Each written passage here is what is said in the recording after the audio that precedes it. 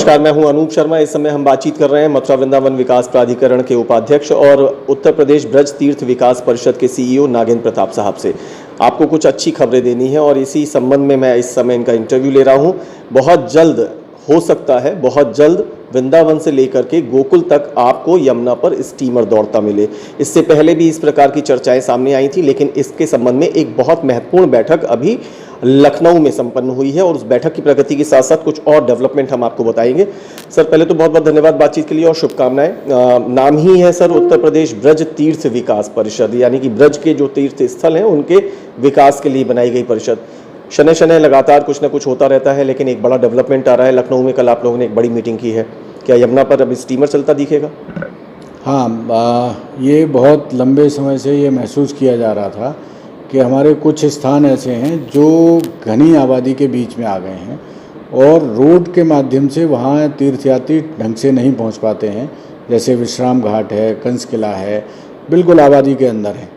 और इसके अतिरिक्त भी वृंदावन में जो केसी घाट है और उसके आसपास के एरिया हैं, तो ये महसूस किया गया कि हम अगर रिवर ट्रांसपोर्ट यहाँ लाएं तो एक तो रोड का ट्रैफिक कम होगा, दूसरे लोग आसानी से इन स्थानों तक पहुँच पाएंगे।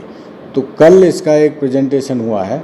इनलैंड वाटरवेज ने एक कंसल्टेंट हायर किया है, वापकोस जो वापकोस कंपनी है वो इसको प्रोजेक्ट के लिए एक डीपीआर बना रही है। कल इंसेप्शन रिपोर्ट का प्रेजेंटेशन लखनऊ में माननीय पर्यटन मंत्री जी के अध्यक्षता में ये संपन्न हुआ। अब ये कंसल्टेंट इसकी डीपीआर बनाएगा, फिर इसमें आगे प्रोग्रेस होगी। तो पहले से ये चर्चाएं, सुगबुगाहटें हम सुनते थे, लेकिन अब लग रहा है कि एक बड़ा कदम आगे बढ़ गया है।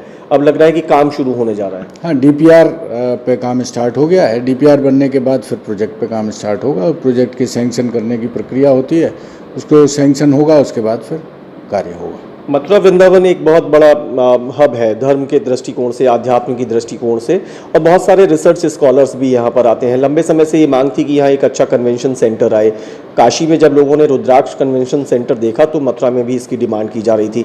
सुनने में आ रहा है सर कि वृंदावन में एक बड़ा कन्वेंशन सेंटर और उसी के साथ साथ एक अच्छा और बहुत सारे लोगों की ज़रूरत को ध्यान में रखते हुए बड़ा गेस्ट हाउस भी तैयार करने की प्लानिंग है। हाँ, कन्वेंशन सेंटर दिए जाने का अभी इसका हमको एक राज्य सरकार ने हमें सूचना दी थी और हमसे उपयुक्त स्थान की मांग की थी।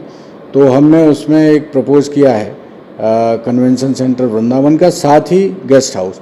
सड़क के दोनों साइड लैंड है, तो 1500 लोगों की कैपेसिटी का एक कन्वेंशन सेंटर और एक गेस्ट हाउस जिसमें लगभग 300 की एकोमोडेशन होगी।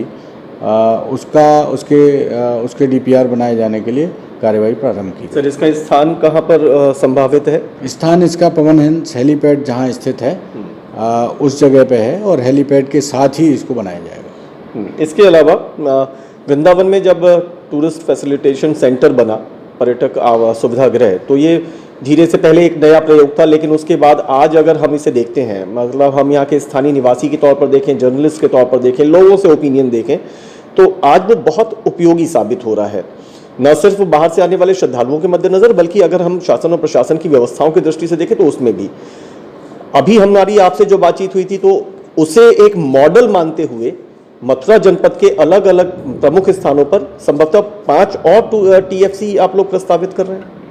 टूरिस्ट फैसिलिटेशन सेंटर जो वृंदावन है वो उन यात्रियों को ध्यान में रखते हुए प्लान किया गया था जो कि बसेस से आते हैं, विभिन्न प्रदेशों से आते हैं, और आप उन्हें कहीं तीर्थ स्थान के आसपास देख सकते हैं कि रोड के किनारे उन्होंने बस पार्क की हुई है। वहीं वो रोड साइड में अपना भोजन बनाते हैं, कपड़े सुखाते हैं। उनके पास उनकी आर्थिक स्थिति ऐसी नहीं होती कि वो कोई कैंपस हायर कर सकें, कोई होटल हायर कर सकें, तो उनके लिए TFC वृंदावन प्लान किया गया था और ये प्रयोग बहुत सफल हुआ। बहुत लोग उससे लाभान्वित होते हैं, अपनी बस लाते हैं, वहाँ पार्क करते हैं, अच्छे टॉयलेट कॉम्प्लेक्स वहाँ फ्री ऑफ कॉस्ट अवेलेबल हैं। उसके अलावा उनके बैठने के लिए स्थान है। एक ओपन रसोई क्षेत्र है जिसमें वो अपना खाना बनाते हैं, वो अपना सिलेंडर वगैरह और सामान बर्तन सब साथ लेके चलते हैं, वहाँ अपना खाना बना लेते हैं, वहाँ रुकते हैं। तो इसकी उपयोगिता को देखते हुए ब्रज में जो अन्य बड़े तीर्थ हैं वहाँ भी इसको रेप्लिकेट करने का इसकी तैयारी है। बरसाना और नंदगांव में 2 हमारे टीएफसी अभी पाइपलाइन में हैं, लैंड का इशू चल रहा है। इसके बाद 3 और अभी हम प्लान कर रहे हैं, 2 गोवर्धन में और 1 राधाकुंड में। मतलब ये सब कुछ लगता है कि ऐसे तीर्थयात्री, ऐसे श्रद्धालु जिनकी आर्थिक क्षमता ज़्यादा नहीं होती, उनको सुविधाजनक स्थान मिल जाए, यही आप लोगों की पूरी सोच है। हाँ बिल्कुल। इसके अलावा सर मैंने सुना कि कुछ एनओसीज आपके हाथ लगी हैं, कोई जोधपुर झाल और एक सूरकुटी, इस तरीके से कुछ 5 ऐसे प्रोजेक्ट जिनको लेकर के आप लोगों ने अपनी प्रस्तावनाएं तैयार की थी। तो आने वाले समय में कुछ और अच्छे हम लोग काम देखेंगे। 4 परियोजनाएं जो कि सिंचाई विभाग की लैंड पे हमने प्रस्तावित की थी, जिसमें एक गोकुल में है वासुदेव वाटिका। वो गोकुल बैराज के साथ जो पड़ी हुई लैंड है, उस पर एक मन भावन पार्क नाम से एक पार्क बनना था जो गोकुल बैराज की परियोजना में था। किसी कारण से धनाभाव के कारण वो बैराज बन गया, वो पार्क नहीं बना। उस लैंड को यूज़ करते हुए हमने एक वसुदेव वाटिका प्लान की थी, ताकि गोकुल आने वालों के लिए एक अच्छा स्थान हो, हरा भरा स्थान हो, यात्री वहाँ बैठ सकें उसमें, और वो जेटी से मतलब इससे नदी मार्ग से भी कनेक्ट हो जाए, क्योंकि वो यमुना के किनारे है। इसके अलावा एक कोसी में स्थान है सिंचाई विभाग का, वहाँ हम एक वाटर म्यूज़ियम प्लान कर रहे हैं, किया हुआ है, ताकि एक ऐसा स्थान हो जहाँ के लोगों की जल की उपयोगिता, जल की महत्ता के बारे में समझाया जा सके। हमारे आप जानते हैं मथुरा में बहुत सारा ऐसा एरिया है जिसमें खारे पानी की समस्या है। तो जल की महत्ता क्या है ये सामान्य आदमी को समझ में आना चाहिए, उसका मिसयूज़ ना हो। तो उसके लिए एक वाटर म्यूज़ियम वहाँ प्लान था। तीसरा, जैत अकबरपुर में सिंचाई विभाग की एक ज़मीन है जिस पे कभी गेस्ट हाउस हुआ करता था, तो उसके ऊपर हमने एक टीएफसी प्रस्तावित किया था। इस तरह से ये अभी जैत का, और एक चौथा जो था वो जोधपुर झाल करके है, मथुरा वृंदावन, मथुरा और आगरा के बॉर्डर पे, वहाँ पे एक पक्षी विहार विकसित करना था। तो जोधपुर झाल और जैत की एनओसी हमें मिल गई है, ये प्रोजेक्ट आगे बढ़ रहे हैं। चलिए सर, कम समय में ज़्यादा बातें आज हो गई और सारी बातें ऐसी हैं जो प्रोग्रेस दर्शाती हैं, और उम्मीद की जानी चाहिए कि आप लोग जिस तरीके से अभी तक की जो योजनाएं साकार तौर पर हमने देखी हैं, तो इन योजनाओं को भी गति मिलेगी और नया परिवर्तन नजर आएगा। बहुत बहुत शुक्रिया सर। Thank you. तो इस प्रकार हमारे साथ रहे ब्रज तीर्थ विकास परिषद के सीईओ नागेंद्र प्रताप साहब। बोलते कम है, अक्सर इंटरव्यूज से बचते हैं, लेकिन आज जब जानकारी मिली है तो बहुत सारी अच्छी जानकारी मिल गई है। मैं इसको कह सकता हूं कि एक ब्रजवासी के तौर पर हम लोगों के लिए खुशी की बात है, और बाहर से आने वाले जो श्रद्धालु हैं उनके लिए भी खुशी की बात है। सबसे इम्पॉर्टेंट बात कि बहुत जल्दी आपको यमुना में जल मार्ग में जहाज चलता हुआ मिल सकता है। वो न सिर्फ स्थानीय लोगों के लिए एक अनोखापन होगा, बल्कि बाहर से आने वाले श्रद्धालुओं के लिए कई बार जाम की स्थिति के तनाव से जूझने का एक बचाव का रास्ता मिलेगा। 5 नए टीएफसी यानी कि पर्यटक सुविधा केंद्र बनाने की तैयारी चल रही है।